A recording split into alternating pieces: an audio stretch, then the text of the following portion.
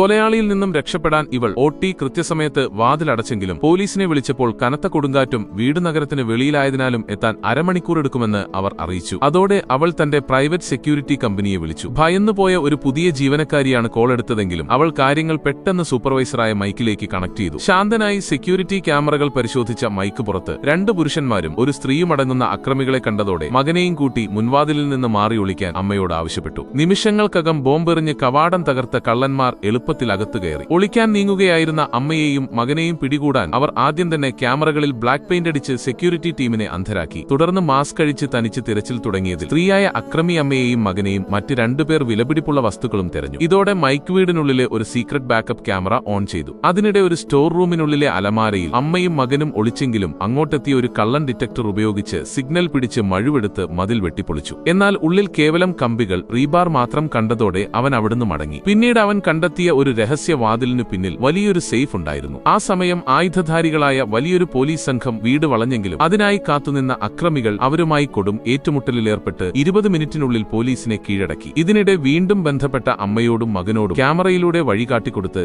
ഗാരേജിലെ കാറിൽ രക്ഷപ്പെടാൻ മൈക്ക് ഉപദേശിച്ചു. അങ്ങനെ മൈക്കിന്റെ വഴിനടത്തലിൽ അപകടങ്ങളെയെല്ലാം അതിജീവിച്ച് ഗാരേജിലെത്തിയ അമ്മയും മകനും ഒടുവിൽ അവിടെ നിന്ന് കാറോടിച്ച് രക്ഷപ്പെട്ടു.